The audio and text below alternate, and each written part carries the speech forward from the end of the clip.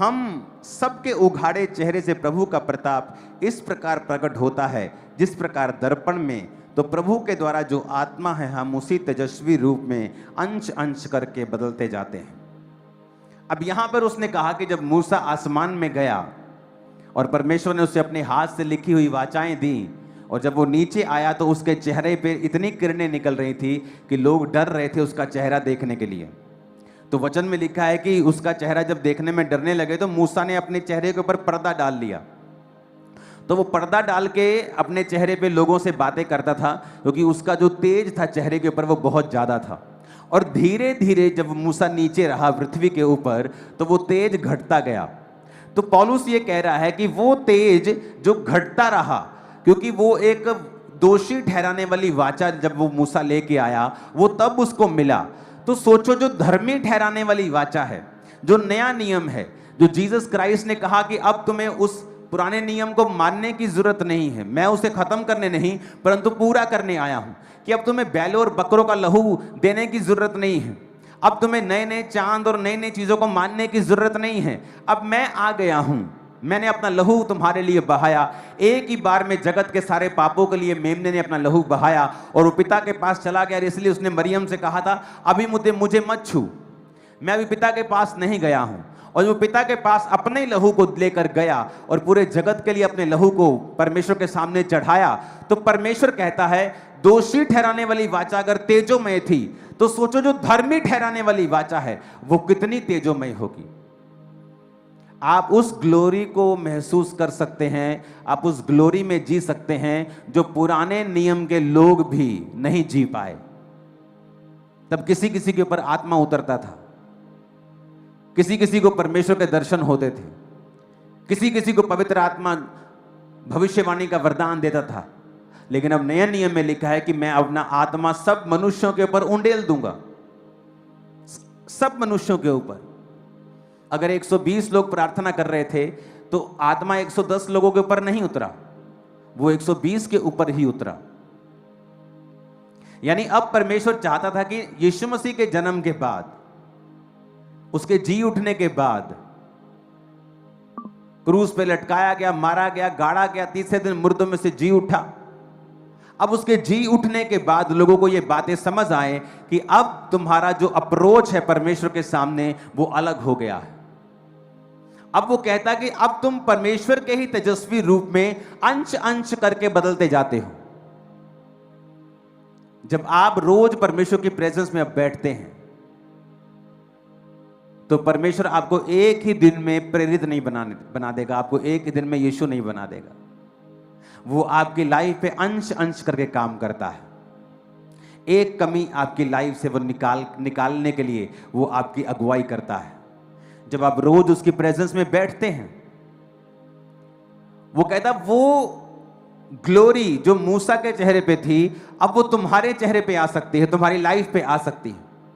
मूसा ने वो ग्लोरी तब पाई जब वो परमेश्वर की हुजूरी में था। कहते वो ग्लोरी तो वो थी जो घटती जाती थी। सोचो वो ग्लोरी जो प्रभु यीशु मसीह तुम्हें देंगे वो तो घटेगी भी नहीं। हमें आत्मा में कई बार समझने की जरूरत है। अब यहां पे वो कह रहा है, कभी आपने नोटिस किया जब शादी करके बहुत साल हो जाते हैं, 15-20 साल हो जाते हैं, तो हस्बैंड वाइफ्स की शक्लें भी मिलने लगती हैं एक दूसरे से। कभी नोटिस किया आपने? किसने नोटिस किया? हाथ खड़ा करो, मैं देखता हूं कुछ है मेरे साथ, हाथों को हिलाओ।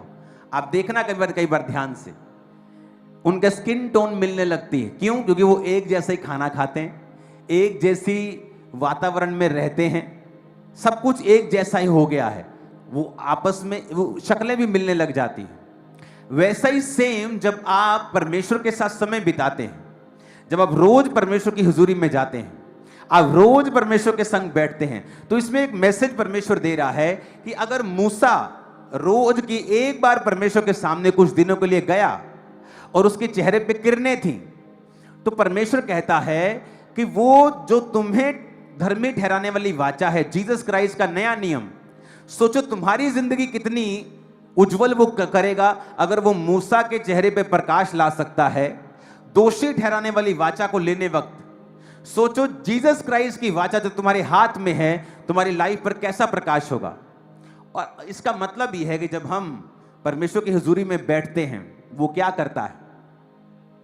वो हमारे लाइफ से हमें ग्रेस देता है, हमें कंट्रोल देता है, हमारी जिंदगी के ऊपर काम करता है, हमें अपनी कमियों को याद करवाता है, और हम अंश अंश करके,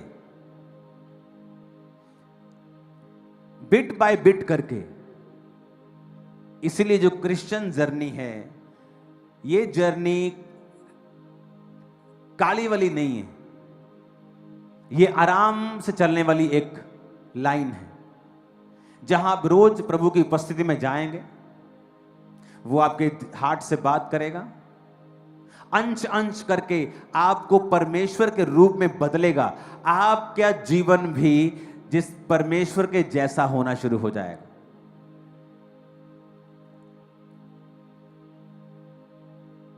परमेश्वर के अंदर कोई डर नहीं है,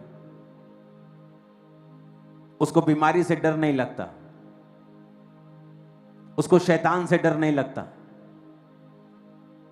जादू टोना उसकी आंख को झेल भी नहीं सकता। एक नजर जादू टोने में पड़ी तो वो भस्म हो जाएगा, भस्म से भी भस्म हो जाएगा, उसकी भस्म भी भस्म हो जाएगी। वैसा स्वभाव परमेश्वर आपको देते हैं। जब आप उसकी प्रेजेंस में जाते हैं रोज,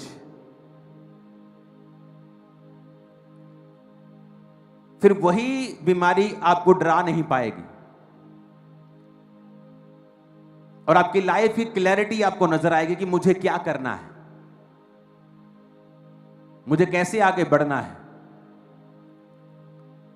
और कई बार आपको अगर समझ भी नहीं आएगी, आप उसी रास्ते नेचुरली चलना शुरू कर देंगे जो परमेश्वर ने आपके लिए ठहराया होगा। यह ब्यूटी है क्राइस्ट की।